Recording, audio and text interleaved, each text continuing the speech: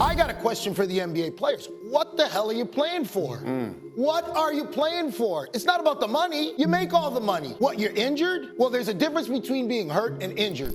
10 being the best? Yes. A 0 sucks. The NBA All-Star Game has been terrible for years now, and it just reached an all-time low with some of the best players of all time even calling for the event to be canceled. The NBA All-Star Game used to be one of the most premier events in all of sports. I personally remember rushing home so I could watch the star-studded 2003 Slam Dunk Contest that included Richard Jefferson, Desmond Mason, Amari Stoudemire, and Jason Richardson, where Jason Richardson melted our minds with this between-the-legs dunk, and now since then it's obviously not been the same. So how did this happen? Who should be blamed? But most importantly, do we know how to fix All-Star Weekend? Before we get to the content, we started a brand new baseball channel called Uni Diamond Talk. We're giving away 10 copies of MLB The Show 25 to a subscriber that turns on our notifications on that channel. And now that we get all that out of the way, do the intro.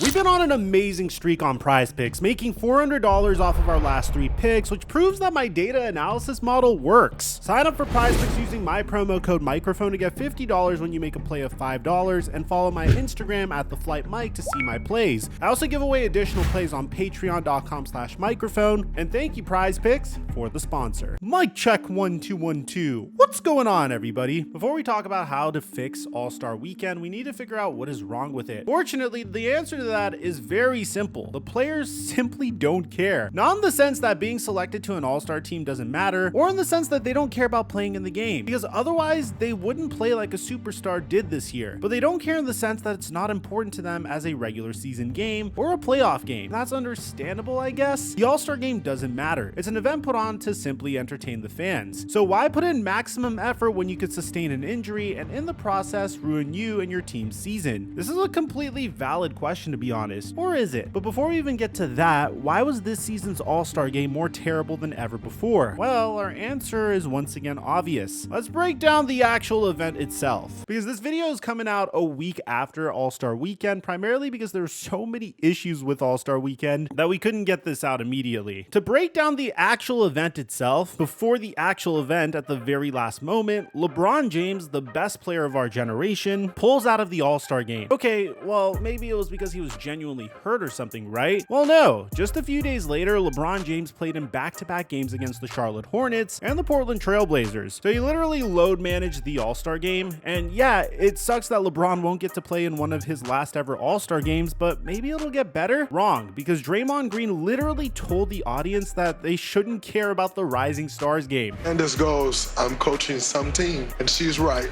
some team that no one wants to see. I had to work so hard to play on Sunday night of All-Star Weekend. And because ratings are down, bringing in Rising Stars, that's not a fix. Telling the audience that you shouldn't care about the event you're watching is insanity. That's like me sitting here and saying you shouldn't care about the NBA at all, or you shouldn't watch my YouTube videos. And then after Draymond Green primed the audience to not care and actually root against one of the All-Star team, the actual event consisted of, get this, 42 minutes of basketball and 80 minutes of commercials. No, you didn't hear that wrong. There were almost double the amount of commercials than actual on-court play. But to top it all off, in case Draymond telling you that the Rising Stars challenge wasn't enough, he says this. To 10, your thoughts of the format? 10 being the best? Yes. A 0 sucks.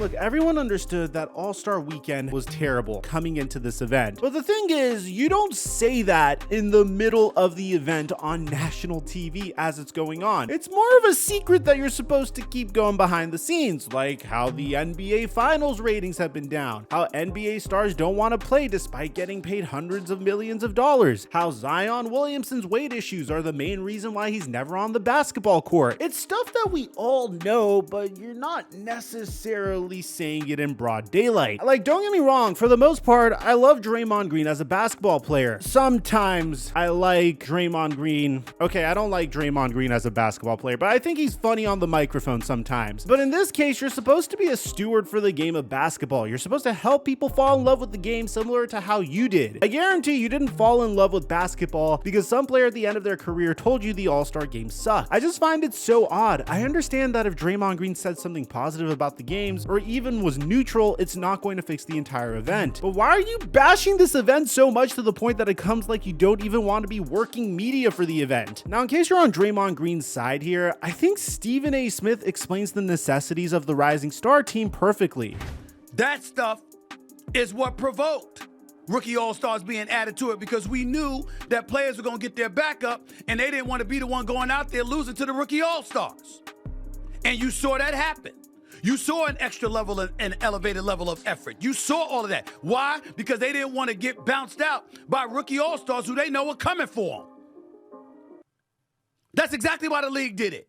Stephen A. Smith is spot on here. The league added the rookie team so veterans felt a sense of pride to not lose to them. So with that logic, they'll put in more effort. This is a solution to a problem entirely made by the players. More on that later in the video, but I also want to touch on some other things. Why? And I mean, why is Mr. Beast doing a challenge in between the first two games? Why? Wrong. I like Mr. Beast. I liked him a little bit more a year ago than I do now, but I think he does great work and philanthropy, which is more than what some other greedy rich people do, but it completely interrupts the entire flow of the event and it makes it feel extremely amateur. But I know what people are thinking, of course. The NBA needs to attract a younger audience, and getting one of the largest content creators in the world will do just that. You're partially correct, but that doesn't solve a main issue with viewership. Let's say hypothetically, a kid watches that Mr. Beast segment and likes basketball so much they want to watch more. Okay, cool. How are they going to watch it now? And I mean that sincerely. How is that kid going to watch live games? We made a completely separate video on this a month ago, but you need a subscription to one company for one team, then you have to buy NBA League Pass for most games, but if there's a blackout, then tough luck, because then you need to get a subscription to another company. Oh wait, the game is on a certain day of the week? It's actually on that company's platform instead. It's just way too convoluted for a kid who wants to watch basketball to begin watching the sport. But the issue of decreasing ratings is an entirely different subject. So let's go back to the All-Star game. Finally, I just want to touch on Kevin Hart. During the actual championship game, Kevin Hart of all people stops the game to do an impromptu tribute to Inside the NBA, which I get it. Inside the NBA is a cultural phenomenon. I mean, we made multiple videos on it over the past year, but chances are, even if someone doesn't watch basketball, they've seen clips of the show. But are we serious? In the middle of the game? Like in the middle of the championship game that the limited audience has been waiting for all day? Is this a joke? And if you happen to miss what happened in the game, they literally stopped the game and said, "All right, time out. We need to show Shaq and Chuck how much we love them." no, watch. Seriously. Please, let's give them their flowers right now.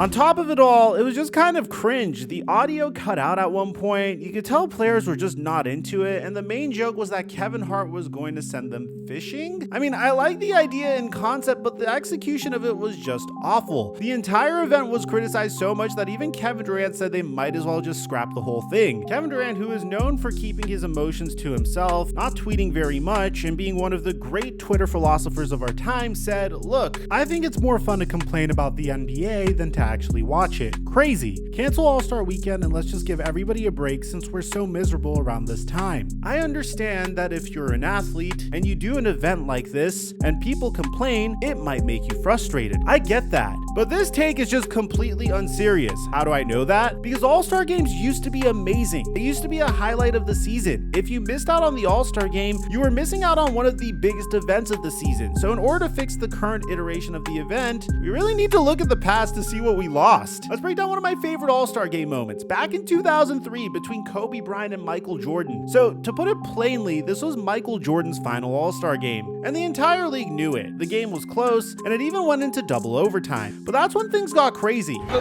three-point territory, he'll have 3 shot attempts. After Kobe got fouled, Isaiah Thomas says to me, "Tell Kobe to miss the free throws." I go over to Kobe Bryant and say, "Yo, Zeke said miss these free throws so he can win." And the look that Kobe gave me when I said that, I will never forget that.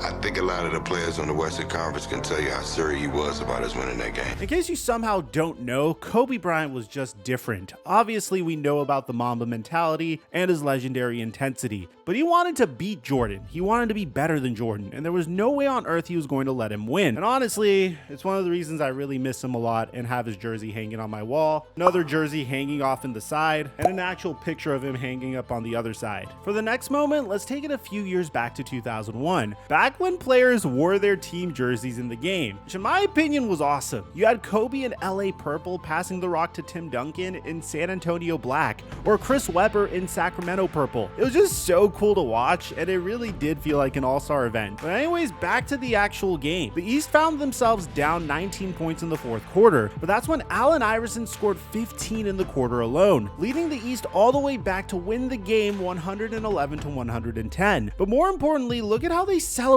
after the win. They're celebrating like they just won the NBA Finals. This meant something to these guys. There's so many memorable moments from previous All-Star games, but we also should touch on the dunk contest. Back in 1988, Michael Jordan won the All-Star Game MVP after dropping 40 points in a win, but that's not what he's remembered about during that All-Star event. For that, they had the dunk contest where Jordan not only won the event, but did so by writing history. He dunked from the free throw line, a moment that was so iconic that the silhouette is his branding that is recognized globally. How could you ever forget 12 years later when Vince Carter similarly inked his name into history, winning the dunk contest with absurd dunk after absurd dunk? Just look at his first dunk, a 360 reverse windmill. A reverse 360 windmill? Are you kidding me? Or what about this between the legs dunk where he's just eye to eye with the backboard for what felt like minutes? Or maybe you'd prefer this dunk that just looks absolutely painful. Carter gets so high in the air that his entire forearm is literally in the basket. And for NBA Street Volume 2 fans, you know that this dunk is referred to as the honey dip. But to top it all off, Carter imitates Jordan and from the free throw line puts this two-hander in the basket to cap off one of the best single dunk contest performances of all time. Oh yeah, one last thing. He did all of those on his first try. So when we've looked back in history, how do we fix the All-Star event? Is it even possible? Well, yes, and the sad thing is, it's a lot simpler than you think. Think about it. Why does LeBron James pull out of the All-Star game right before it happens, then goes and plays it back to back? Why does the NBA need to implement a Rising Stars team? Why does the NBA need to constantly change the format of the actual game? Why do no stars ever participate in the actual dunk contest? Well, the answer to all those questions are the same. The players don't take it seriously and they don't care. They don't have the same intensity and drive to win everything like Kobe. They don't care enough about showing who's the best and most athletic player like Jordan or Carter. They don't want to try more than anybody else to erase a double-digit deficit like Allen Iverson. It's literally that simple. Let's take a look at 5 years ago during the 2020 All-Star Game. It was intense. It was the last time players actually cared about winning, and they only did because they wanted to honor the late great Kobe Bryant, who tragically passed earlier that year. It was more than just an exhibition game. It meant something to everybody. That's how you get the All-Star Game back to being competitive and fun to watch. You make it mean something. Obviously, you can't do it with money. We're talking about players who make tens of millions of dollars in half a year. Maybe incentivize it with country versus country like the NHL just did this past year, which wasn't just a huge hit amongst hockey fans, it also drew worldwide audiences. I mean, players were throwing hands in the middle of this game. It was insane to watch. Or you could do what the MLB used to do years ago and make the winning conference in the All-Star Game get home field advantage for Game 7 of the NBA Finals. Or maybe, just maybe, we just need somebody like Michael Jordan or Kobe Bryant or Allen Iverson. Someone who will raise the level of intensity and force the other players to actually try. That's my thoughts on the issue. Let me know what you guys think in the comment section down below. Aside from that, I'm your boy Mike, and I'm dropping our mic